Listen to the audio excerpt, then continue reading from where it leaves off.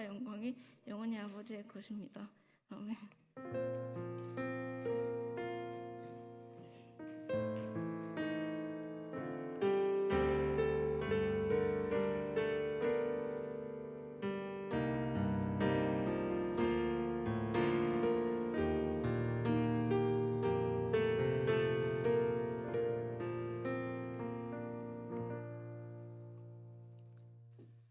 하나님의 말씀은 구약성경 열왕기하 20장 1절부터 11절까지의 말씀입니다. 구약성경 열왕기하 20장 1절부터 11절까지의 말씀입니다. 한 절씩 교독하신 후에 마지막 절은 함께 읽도록 하겠습니다. 그때 히스기야가 병들어 죽게 되매 아모스의 아들 선지자 이사야가 그에게 나와서 그에게 이르되 여호와의 말씀이 너는 집을 정리하라 내가 죽고 살지 못하리라 하셨나이다.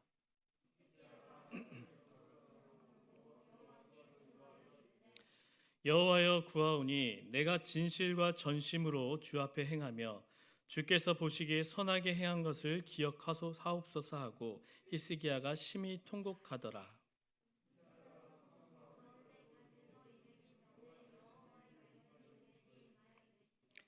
너는 돌아가서 내 백성의 주권자 히스기야에게 이르기를 왕의 조상 다윗의 하나님 여호와의 말씀이 내가 내 기도를 들었고 내 눈물을 보았노라. 내가 너를 낫게 하리니 내가 3일 만에 여호와의 성전에 올라가겠고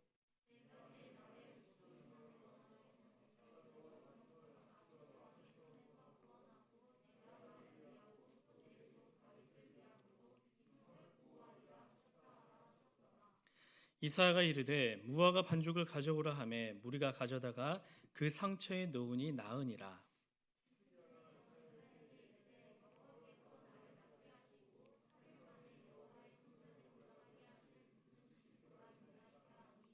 이사야가 이르되 여호와께서 하신 말씀을 응하게 하실 일에 대하여 여호와께로부터 왕에게 한 징표가 이 말이이다.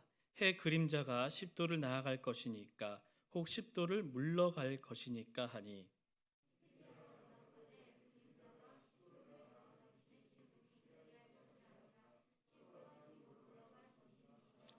함께 읽겠습니다.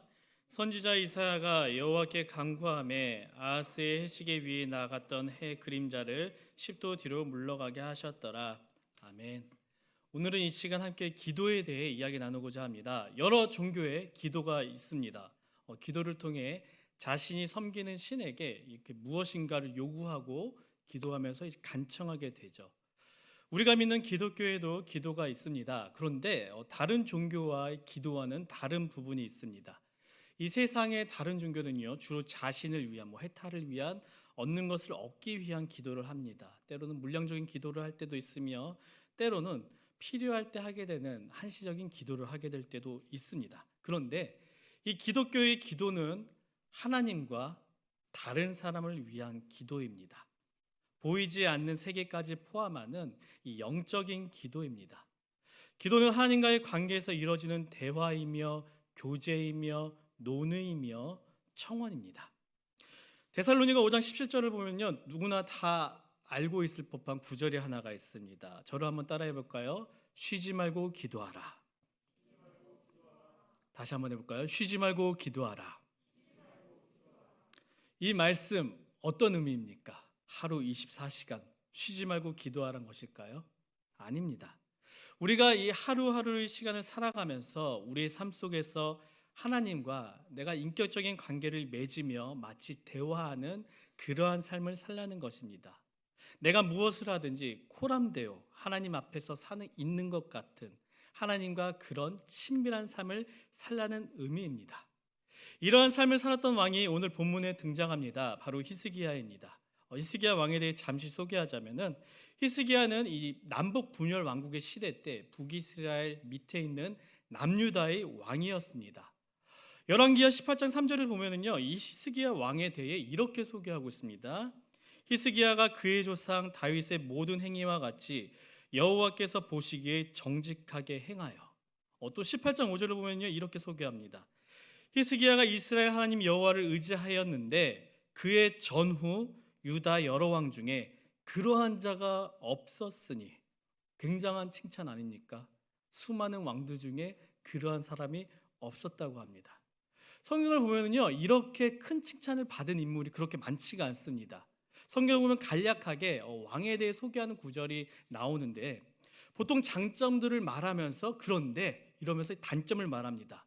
어떤 왕은 하나님을 잘 섬겼습니다. 그러나 우상의 길에서 벗어나지는 못했습니다. 이런 식으로 보통 왕을 소개하고 있는데, 그 왕들 중에서 극히 소수이지만 좋은 평가만을 받은 왕들이 있습니다. 그중 한 명이 바로 히스기야입니다.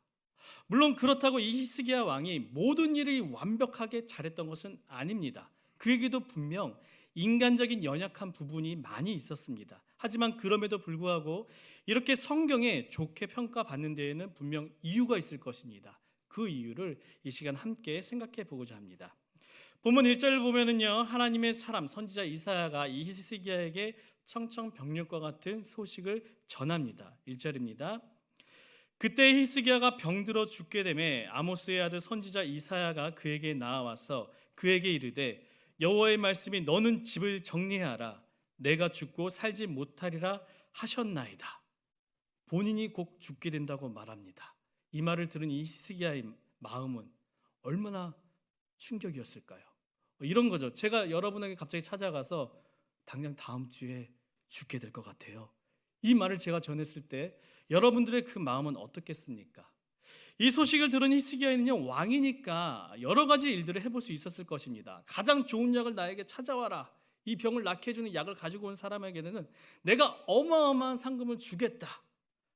마지막 순간에 뭔가 이 지푸라기라도 잡는 심정으로 무엇을 해볼 수 있었을 것입니다. 하지만 히스기야는요, 아무것도 하지 않았습니다. 다만 이사야 선지자의 이 충격적인 선포를 듣고 그가 딱 한 가지, 바로 그것은 기도였습니다. 2절입니다. 히스기야가 낯을 벽으로 향하고 여호와께 기도하여 이르되. 기독교인으로서 정말 내가 어떻게 할 수 없는 어려움이 왔을 때 어떻게 해야 됩니까? 하나님을 향해 기도해야겠죠. 근데 머리로는 누구나 다 이것을 알고 있지만 막상 그런 어려움이 내 삶에 딱 다가오게 되면 그렇게 하는 것이 그리 쉽지만은 않습니다. 더구나 히스기야는요, 한 나라의 큰 권력을 가진 왕이니 더 그게 쉽지 않았을 것입니다. 하지만 히스기야는 자신이 비록 왕이었음에도 불구하고 아무것도 할 수 없다는 것을 인정하고 하나님 앞에 나가 무릎을 꿇고 기도했습니다. 히스기야와 비슷하게 죽을 병에 걸렸던 이스라엘의 왕이 한 명 있습니다. 북이스라엘의 아하시아라는 왕이었는데요, 이 아하시아 왕도 히스기야와 비슷하게 이 죽을 병에 걸리게 됩니다. 근데 이 아하시아는 어떻게 했냐? 궁금한 거예요. 과연 내가 이 병에서 나을 수가 있는지, 이 병으로 죽을 것인지, 난다면 언제 날 것인지. 그런데 그것을 어디에 매달리면 묻게 되냐? 우상인 바알세붐에게 가서 그것을 묻게 됩니다. 그리고 끝까지 그 우상인 바알세붐을 매달리게 되다가 결국 그 병으로 처참하게 죽음을 맞이하게 됩니다. 같은 왕임에도 불구하고 너무나 히스기야와 대조적인 이 왕의 모습입니다. 이제 히스기야가 하나님께 기도합니다. 근데 여기서 좀 특이한 점이 하나가 있습니다. 얼굴을 어디를 향해 기도했죠? 벽을 향해 기도했다는 것입니다. 이것을 흔히 히스기야의 벽면 기도라고 이렇게 부르는데, 왜 이렇게 히스기야가 벽을 향해 기도했을까요? 이것은 하나님 외에는 아무것도 보지 않겠다는 이 하나님을 향한 의지의 기도입니다. 오직 하나님만 내가 붙잡아 보겠습니다. 내가 하나님만 향하겠습니다. 이런 간절한 기도였습니다.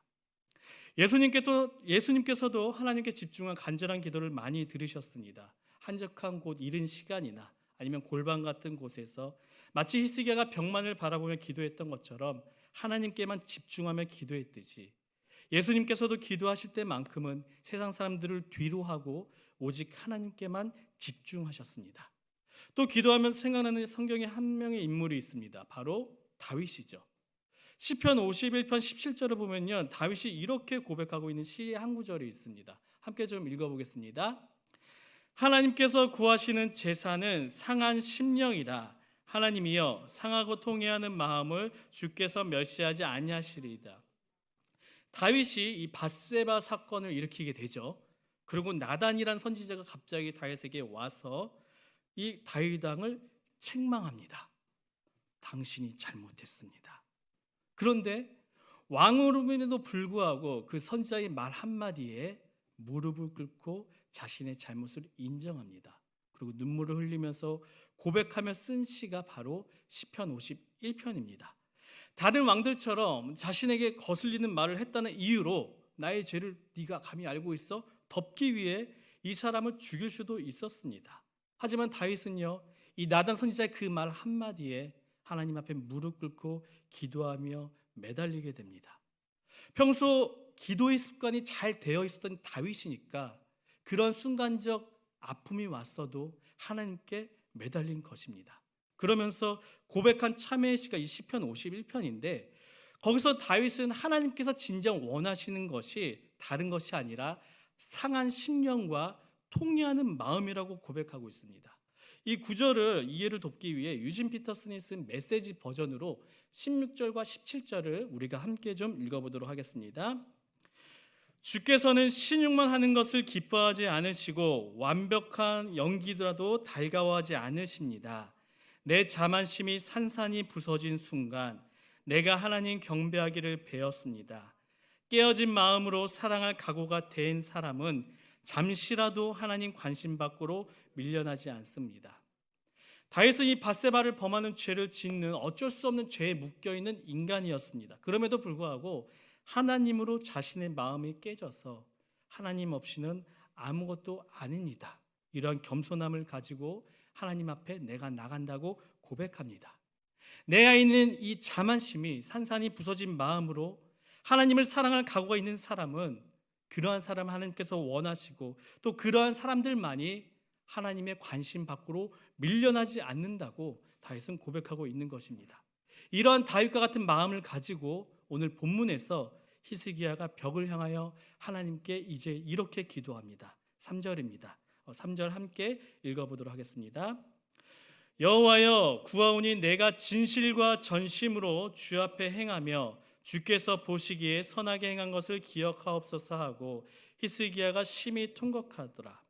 히스기야는 하나님께 기도했습니다. 그 기도는 하나님 제발 나를 좀 살려주십시오. 이러한 어떠한 요구의 기도가 아니었습니다. 그가 자신이 그저 신실하게 행한 것을 기억해 달라는 하나님께 간절함을 가진 매달린 기도였습니다. 흔히들 어떤 사람은 이 기도를 보고 야 히스기야가 내가 행한 것을 좀 기억해 달라는 것, 이 말은 자신의 의를 주장하는 거 아니야? 이렇게 말하는 사람들도 있습니다. 하지만 그것이 아닙니다. 구약의 참 많은 부분이 말씀에 순종한 사람들에게 장수를 약속하고 있습니다. 그중 신명기 4장 40절은요 이렇게 기록하고 있습니다. 오늘 내가 내게 명령하는 여호와의 규례와 명령을 지키라. 너와 내 후손이 복을 받아 내 하나님 여호와께서 내게 주시는 땅에서 한없이 오래 살리라. 율법은 하나님께서 주시는 복을 크게 두 가지로 표현합니다. 바로 오래 사는 것, 장수하고 많은 후손을 보게 되는 것, 이 두 가지로 표현하는데 즉 히스기야는 이러한 기도를 드리면서 저 열심히 잘 살았잖아요. 저 말씀을 최대한 지키려고 살았잖아요. 그러니까 저를 살려주셔야죠. 이렇게 하나님께 요구하면서 기도한 것이 아니라 그저 하나님의 말씀 안에서 하나님께서 하셨던 그 말씀을 붙잡고 간절히 통곡하며 매달리며 기도를 한 것입니다. 여기서 우리가 발견할 수 있는 것이 하나가 있습니다. 우리가 기도할 때 말씀 안에서 기도를 해야 한다는 것입니다. 그리고 말씀 안에서 우리가 기도하기 위해서는 어떻게 해야 될까요? 말씀을 알아야겠죠. 말씀을 알아야 말씀 안에서 우리가 기도를 할 수 있는 거겠죠. 말씀을 알기 위해서는 우리가 어떻게 해야 됩니까? 갑자기 하늘에서 뚝 떨어져서 이게 하나님의 말씀이야 이렇게 되던가요? 아닙니다. 성경을 읽어야지만 우리가 말씀을 알 수가 있습니다. 그 알게 된 말씀 안에서 우리가 기도를 해야 된다는 것입니다. 물론 큰 그림으로 본다면요 성령님이 주시는 은혜로 기도하는 게 맞습니다. 근데 좀 더 그 안에 들어가 구체적으로 보면은요 내가 읽은 말씀을 가지고 그 말씀을 하나님의 약속으로 붙잡고 기도하는 것이 바로 바른 기도입니다. 그래야지만 이 기도의 방향이 엉뚱한 곳으로 빠지지 않습니다. 여러분 성경의 수많은 곳에서는요 이렇게 말합니다. 기도해라 그러면 너희에게 다 이루어 주겠다. 분명히 구하는 모든 것을 다 주신다고 말씀하셨습니다. 하지만 여기서 중요한 것이 내 생각에 나온 내가 원하는 것을 구하거나 찾거나 얻기 위해서 기도한다고 얻게 되는 것이 아니라 말씀 안에서 우리가 그것을 구할 때 그 기도의 모든 것들을 이루어 주신다는 하나님의 말씀입니다. 또 말씀 안에서 우리를 기도를 하게 된다면요, 나의 뜻이 아닌 하나님의 뜻을 구하게 됩니다. 주님의 뜻을 내가 기도로 구하게 되는 거죠. 그러면 결국 하나님의 뜻이 우리의 기도를 통해 이곳에서, 이 땅에서 이루어지게 되는 것입니다. 하나님 말씀 안에서 눈물로 매달린 기도를 한 히스기야의 기도에 이제 하나님께서 응답하십니다. 하나님께서 히스기야의 목숨을 거두시려는 그 계획을 이제는 바꾸십니다. 히스기야에게 죽을 것이다 라는 이 소식을 전한 이사야가 다시 집으로 도착하기도 전에 하나님께서는 다시 히스기야에게로 가라고 말씀하십니다. 그리고 이렇게 말씀하시죠. 히스기야야, 내 기도를 들었고 내 눈물을 보았노라. 여러분, 하나님께서는 이 모든 일을 혼자 할 수 있는 분이십니다. 하지만 그럼에도 불구하고 그 하나님께서 오늘 모여있는 우리와 함께 일하시길 원하십니다. 예수님을 머리로 그의 몸된 우리로 하나님의 일들을 이루시길 원하십니다. 우리와 함께 일하시길 원하시는 그 하나님께서 지금 우리에게 원하시는 것이 있는데 그것이 바로 우리의 기도이며 눈물입니다. 분명 우리의 기도 없이도요, 우리의 눈물 없이도 하나님께서는 그 모든 일을 하게 할 수 있는 권능과 능력이 있으신 분이십니다. 하지만 그럼에도 하나님께서는 우리에게서 나오는 그 눈물의 기도를 원하십니다. 왜 원하실까요? 왜 하나님께서는 우리의 간절한 기도를 원하시는 것일까요? 그래야지만 그나마 우리가 죄에서, 교만에서 돌아설 수 있기 때문입니다.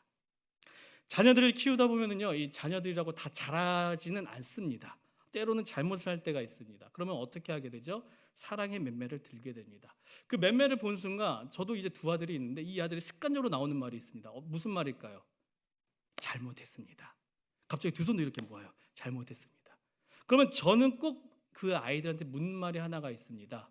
뭐 잘못했는데? 그럼 갑자기 막 이상한 말도 막 쭉 나와요.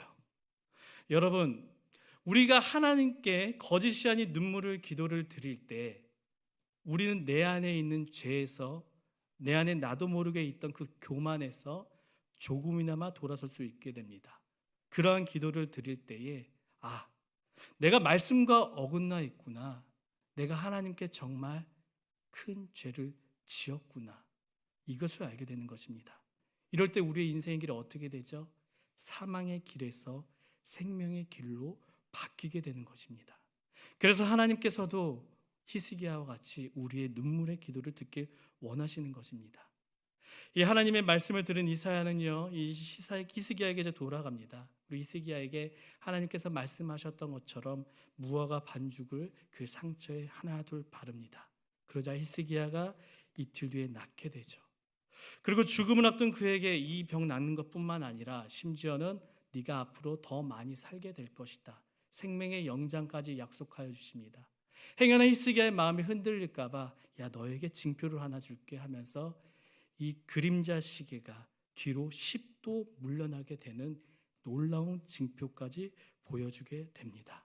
히스기야는 하나님께 기도로 매달림으로써 이처럼 상상치도 못할 큰 은혜를 입게 된 것입니다. 하나의 이야기를 나누고자 합니다. 마이클 야코넬리가 쓴 영성이란 책에서 나오는 이야기입니다. 세계 2차 세계대전 중에 프랑스 어느 시골 마을에서 이 전투가 일어나게 되는데 그 전쟁에서 미국 병사 한 명이 목숨을 잃게 됩니다. 함께 있던 이 병사들이 동료의 시신이니까 그저 버려두기엔 너무나 마음이 걸립니다. 그래서 그들이 왔던 길 가운데 작은 공동묘지가 딸려있던 교회를 생각해내게 되고 전우의 시신을 가지고 해지기 전에 그 교회에 도착을 하게 됩니다. 그리고 두드리게 되죠. 두드리자 허리가 굽고 야인 나이 많은 신부가 한 명이 저벅저벅 걸어와서 이들을 맞이합니다. 한 병사가 정중하게 이제 부탁의 말을 꺼내게 됩니다. 친구가 전쟁터에서 죽었습니다. 그를 이 교회 묘지에 묻어주고 싶은데 괜찮을까요? 신부는 병사들이 원하는 것이 무엇인지 분명히 알았지만 서툰 영어로 이렇게 대답했습니다. 죄송합니다. 같은 신앙을 가진 사람이 아니면 이곳에 묻어줄 수 없습니다.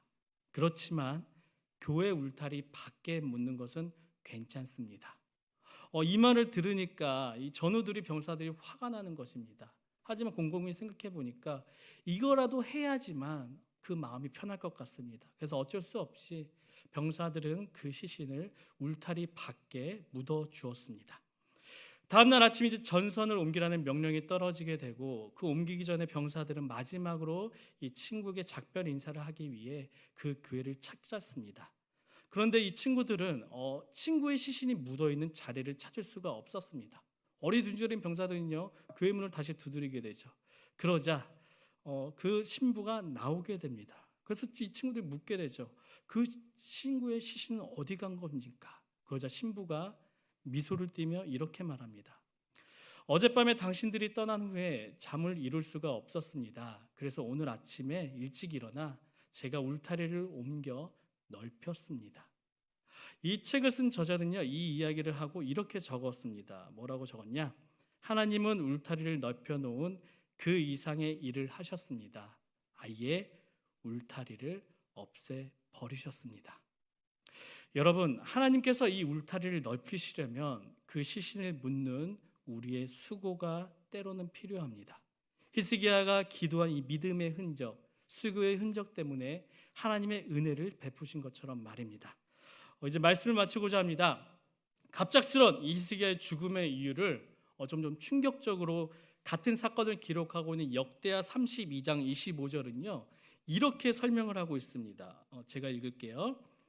히스기야가 마음이 교만하여 그 받은 은혜를 보답하지 아니하므로 진노가 그와 유다와 예루살렘에 내리게 되었더니, 정확히 어떠한 교만인지는 성경 기록하고 있지 않지만 오늘 전전에 나눴던 이 히스기야가 갑작스런 죽음의 선고를 받았던 그 원인을 성경은요 교만이라고 기록하고 있습니다. 히스기야는 날 때부터 이 거룩한 사람이 아니었습니다. 히스기야는요 우리와 똑같은 사람이었습니다. 똑같은 교만의 마음을 가지고 있던 죄인이었습니다. 그러나 이 히스기야에게는요 좋은 습관이 하나 있었습니다. 어떤 습관이죠? 기도의 습관입니다. 기도의 습관이 있는 사람은요 잠시 딴 길로 세워도 다시 그 길로 돌아오게 되어 있습니다. 왜일까요? 기도의 등대가 있기 때문이죠. 하지만 이 기도의 습관이 없는 사람은 한번 갔다군요 다시 돌아오지는 못합니다. 죄의 어둠으로 하염없이 점점 깊게 빠져들게 됩니다. 여러분, 습관은 어떻게 만들어집니까? 반복으로 만들어지게 됩니다. 우리 사랑하는 청년들, 지금부터 매일 아주 조금이라도 기도의 연습을 좀 했으면 좋겠습니다. 1분의 이 기도의 습관이 10분을 만들 수 있고 10분의 기도의 습관이 무려 1시간의 시간을 만들 수가 있습니다. 포기하지 마십시오. 작은 것부터 시작하셔서 좋은 기도의 습관을 가지시고, 오늘 본문에 나오는 정말 말도 안 되는 이야기 같잖아요. 히스기야가 생명을 연장받고 시간이 뒤로 흐르게 됐던 그 말도 안 되는 이야기를, 하나님의 말씀의 능력을 한 주간 삶 가운데 경험할 수 있는 그런 우리 청년들이 되길 주님의 이름으로 축원합니다. 이 시간 함께 찬양하며 기도하며 이제 나아가고자 하는데요, 가능하신 우리 청년들께서는 함께 일어나면서 찬양과 기도로 하나님 앞에 나아가도록 하겠습니다. 원하고 바라고 기도합니다. 이 찬양으로 함께 나아가겠습니다.